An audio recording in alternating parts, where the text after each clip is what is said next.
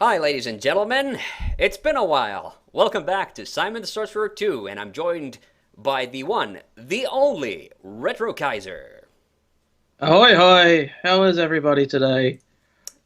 I hope everybody's okay, considering it's the coronavirus pandemic that we're recording this. Okay, so it's been a while. Last episode came out in December of 2018. I'm not exactly sure when we recorded those, but at any rate, we'll be continuing the game.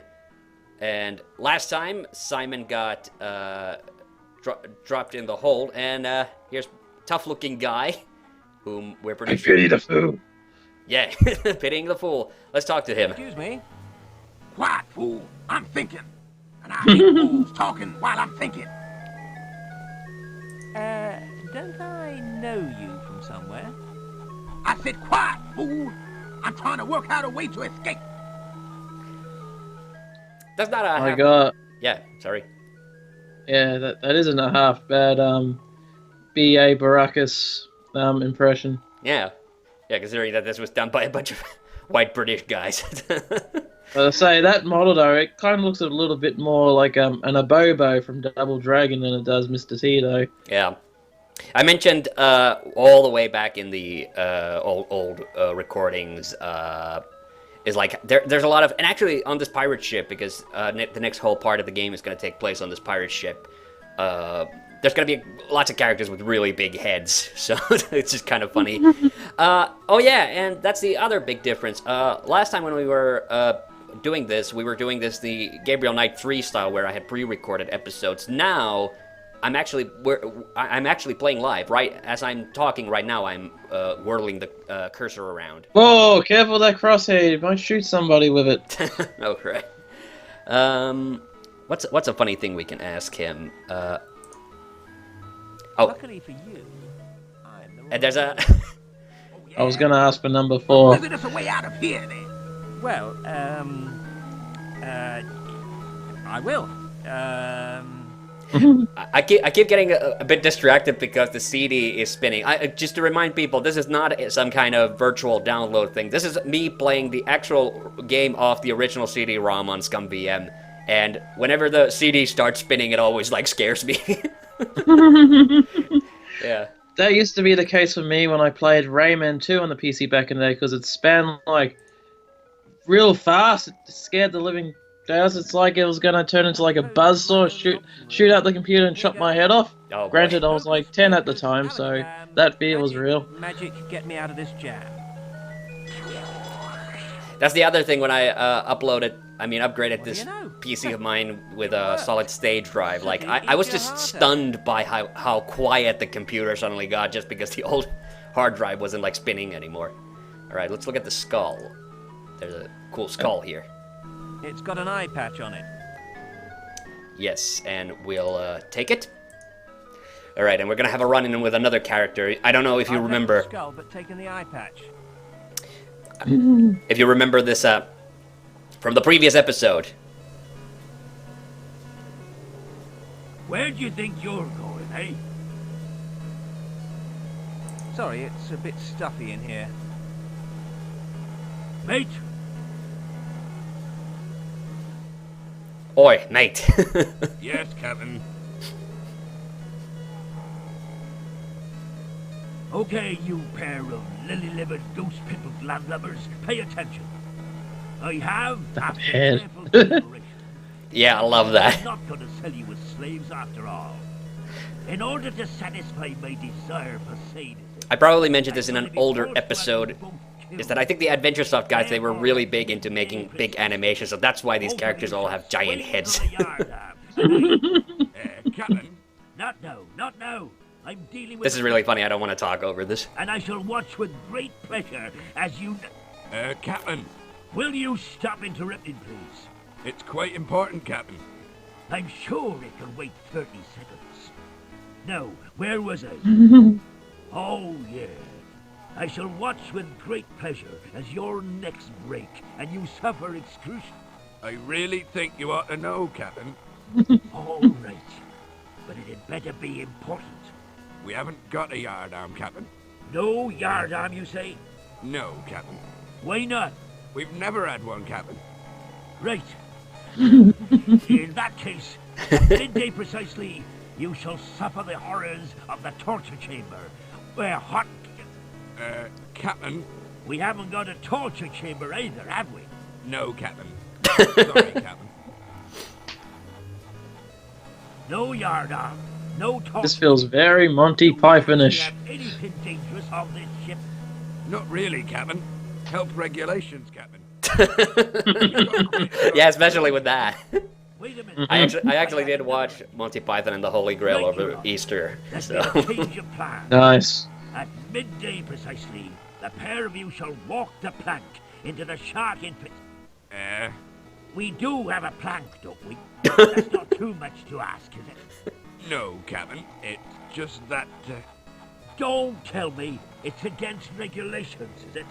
No, Captain. It's broken, Captain. We're just ended now. Right. Fine. So, at midday More like about 3 o'clock, Captain. 3:05 precisely, you shall all walk the plank into the shark-infested water. Not so much infested, Captain. Don't tell me there are no sharks. Wrong climate, Captain. Too cold for 'em. Yeah. You see, your average shark... Is there any even slightly dangerous marine wildlife around here? I think there's a dolphin with a nasty disposition, Captain. Dolphins aren't dangerous, are they? They led sailors to safety. Not this one, Captain. Leads them straight to the sharks. Got a bit of a thing going. Good. Right, just to recap. At 3:05, you shall all walk the plank into the dolphin-infested waters and be led to your deaths. That okay with you? Yeah. No problem with that, is there? We're not breaking any regulations or anything? No, Captain. Good. In the meantime, however, you can make yourself useful. I like the cut of your jib, lad. My old cabin boy met with an unfortunate accident a few days ago. You can replace it. Oh boy. That's never a good sign when you're set for death and somebody suddenly decides to make you their quote-unquote cabin boy. Yes, Captain. Bring him up to my cabin. Yes, Captain. He's not one of those kinds of pirates, is he? Do you know what a cabin boy is supposed to do? No. Man, these backgrounds. No, Captain. I know I've had this game for years, and I played it. I play it occasionally, but I just have to stop to appreciate sometimes like how beautiful the backgrounds are. I like the detail in that big chair back there. And all the birds. Yeah. There's a funny thing about the birds. We'll find out in just a second. We finally let to. Okay, I will say. I mean, this game is really funny, but the cutscenes are a bit on the long side. I will have to say. Do is find the mucosade and get back to port. Yeah. Okay. So just to recap on the game's plot, we just managed to get the mucosade last time, and then we got captured by pirates, and mucosade is what we need to get back to Simon's old time. I never really noticed the naked ladies holding up the captain's table. Oh, you might have to blur those out. Nah. They're pixelated enough. I don't think people are gonna get offended. Parrots for all occasions. But that's a funny thing. I was yesterday. I actually was playing Lasers with Larry 7, and that game actually does have a lot of like full-on nudity. So. Oh, I'm gonna have to play that one. Yeah, 7's my personal favorite. I wonder why. No, it's legit like good, and also it's one of the few games where you can't die. It does have like an interesting take on the whole parser system thing. I don't think we. Okay, let's just go explore the ship. So Leisure Suit Larry 7's a game that gets hard, but not hard if you know what I mean. Yeah, there's 2 Larrys where you can die. Magna Cum Laude excluded because that's not like a proper Larry game. But man, I almost said 4, but actually what I meant was 5. But technically it is the 4th game because 4 doesn't exist. But 5 and 7 are the ones you can die in. 6 you can actually, but I think that's actually my second favorite. But unfortunately I don't have the talkie version of it. I have the Because I got the cheapo Vivendi Universal Software Larry collection back in the day. They included the non-talkie version of it. There's a tinderbox. Do you know what a tinderbox is? It's to light fires in. Yeah, exactly. It's I an found that from the overworldly Amnesia box of games. matches. Yeah, and Larry, not Larry, sorry, Simon. Simon just said that it's an old worldly box of matches. The hammock's in the way. Hammocks in the way. Burning boxes in Leisure Suit Larry? Oh, Larry, what have you been doing? There's a pirate sleeping in it. Is there a... Oh, knife. We'll take that. Oh yeah, I just completely on autopilot, so I took one of the parrots. It's stuffed. Yeah, so the parrots are stuffed in the captain's cabin. Ooh, my. Yeah. So presumably the one on his shoulder is stuffed as well. Here, this is pretty funny what happens here. If that's the one thing you don't want to get by a pirate in his cabin is getting stuffed. Yeah. Okay. And oh hey, and there's a you remember the issue was that the plank was broken. So over here's the guy trying to fix it. And let's take a look at him. Sorry, every time I know I'm going back, but every time I see sleeping puzzles, it always reminds me of abnormality. Sleeping puzzles. Yeah, because there's a big puzzle in that game that revolves around beds, electric beds. Yeah, that's a bit of a weird leap. I don't remember. I know. It doesn't help that Are you just talking about? recently Or beat- you mean in reference to that pirate who was sleeping on the hammock that we dropped? Yeah. Yeah. Okay. Yeah. What was your story about normality? I don't know. It just reminded me of that puzzle, the electric bed puzzle. Oh. Okay. Yeah. Yeah, where you make the security guard fall asleep. Okay. So what he was saying was. He's precariously balanced over the edge of the ship. The gentlest of nudges would knock him over. Yeah, that's the easiest puzzle in the game, probably. Use the push icon on the pirate who's fixing the plank that's used to kill us. Poor Mick Jagger. Oh yeah, it does kind of look like. It does kind of look like Mick Jagger. Oh, can we take the plank actually? Oh, we can. Huh? I don't remember. I remember what we need it for. Okay. You thief. Yes, we'll also take the nails, and he also dropped his hammer when he went overboard. It's right down there. I see it. What? Oh, yeah, he said, I'll take the hammer. Why did he take the long way around? He clearly could have made it faster this way around. Yeah, see? It's a point-and-click adventure game. They like to make us suffer. Wait a minute. Oh, wait, is this... No, this way is not blocked. That is fucking weird. Okay, but hey, let's go talk to BA again. Oh yeah, what happens here is really funny. Oh yeah, and another funny thing that's happened in the interim when we last played this, I actually did finish Simon the Sorcerer 1. Which is... Oh, finally! Yeah, well, like in January last year, but remember. But yeah, actually, that game is interesting, and also, well, let's talk to BA first. That was a reflex. For some reason, I put the mouth icon over his mouth. BA stands for British teeth. Yes, A, teeth.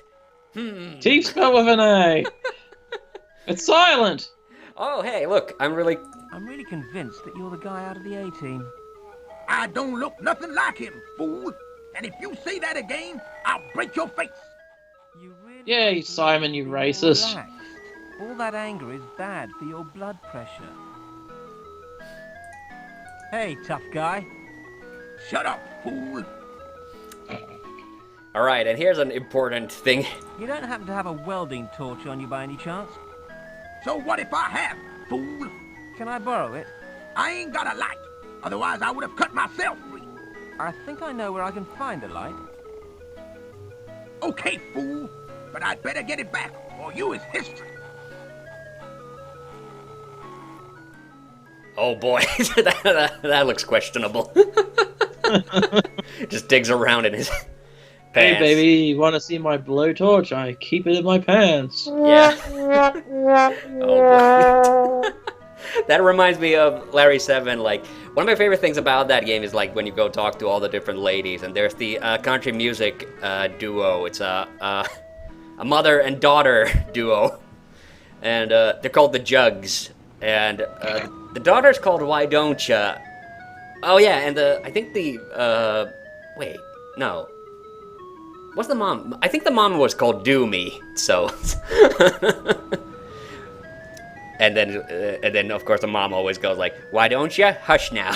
Right. And so we have the torch, we have the matches, and you can see there's a chain here. So you probably guessed already that this is where the mucusade is. A heavy-duty chain and padlock. Oh yeah, look at this guy. His head is Oh, it looks like out of Toki. proportion. The ape spirit. Toki, okay. But Yeah, he's Yeah. like a monkey character. yeah. His head is totally out of proportion. Yeah, exactly. His head is totally out of proportion. All right, so if we try to use the welding I've tool. already got it. No, whoops. Okay, wrong icon. Are you trying to blind me or something?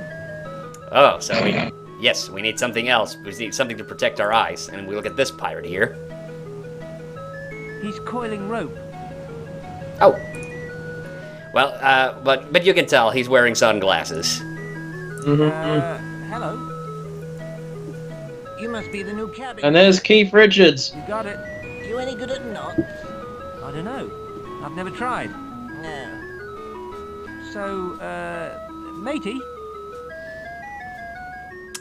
Does he look really? I mean, the one I agree. The guy who was nailing the plank was kind of looked a little bit like